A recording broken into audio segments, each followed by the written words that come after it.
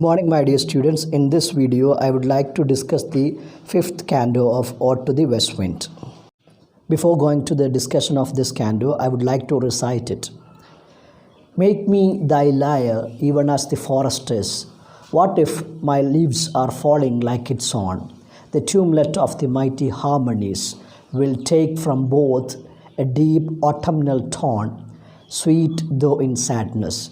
Be thou, spirit fierce, my spirit, be thou me, impetuous one. Drive my dead thoughts over the universe like withered leaves to quicken a new birth, and by the incantation of this verse, scatter as from an unextinguished hearth ashes and sparks, my words among mankind. Be through my lips to unawakened earth the trumpet of a prophecy.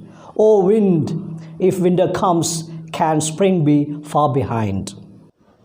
Now we can go for the analysis of this canto. Let's take a look at these lines. Make me thy lyre, even as the forest is. What if my leaves are falling like its own? Here the speaker asks the west wind to make him his lyre. Here the speaker describes himself as the harp or lyre that the wind will play. He will be able to become the instrument, and the west wind will play its own music on him, just as it does in the branches of trees in the forest. That way, it won't matter that he is metaphorically losing his leaves. Make me thy lyre, make me your lyre.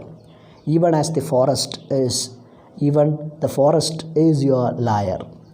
What if my leaves are falling like its own? Just like the leaves are falling with your songs, just like that, my leaves, here it is metaphorically mentioned, losing his own leaves, maybe losing his own sadness, his own worries. So he wants to become an instrument, a musical instrument for the wind to play on. Look at this. The tumelet of the mighty harmonies will take from both a deep autumnal tone, sweet though in sadness. The speaker and the forest are both decaying.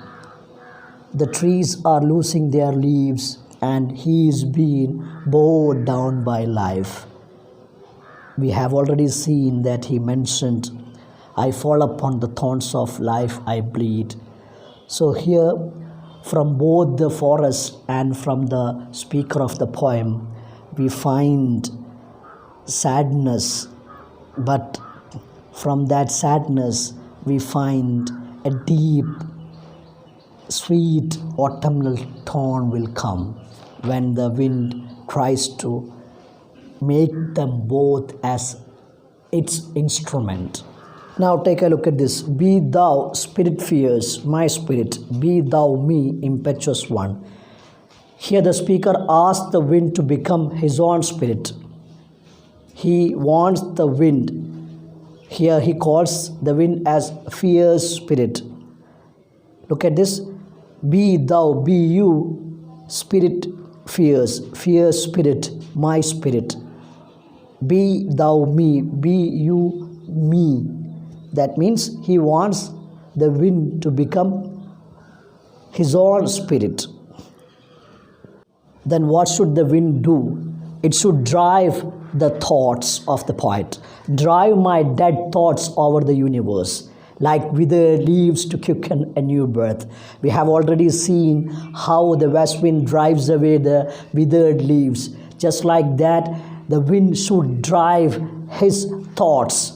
For what? To quicken a new birth, to make a new world possible, to make it happen, to quicken a new birth. Now take a look at the remaining lines. And by the incantation of this verse, scatter as from an unextinguished hearth, ashes and sparks, my words among mankind. Now he compares his words just like the ashes and sparks that come from an unextinguished hearth. He asked the west wind to scatter his thoughts.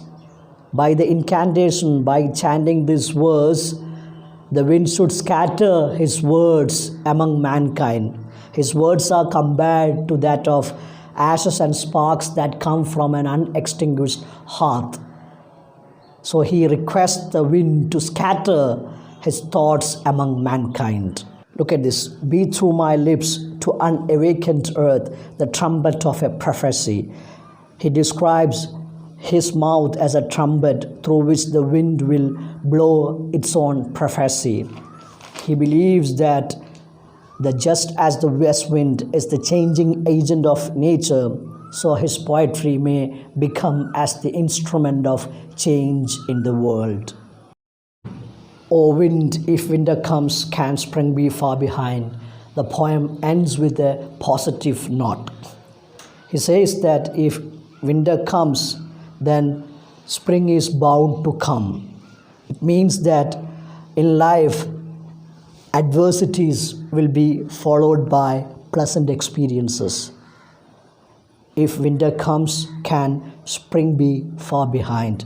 This is an oft-quoted line from this poem. Winter is compared to that of adversities, difficulties in our life, and that will be followed by some good experiences, some pleasant moments. So the poet is optimistic. He says that even though he undergoes personally, and also when we talk about the social situations, there are some difficulties happening right now, but definitely spring will come. Definitely some pleasant things will happen. So here the poem ends with a beautiful note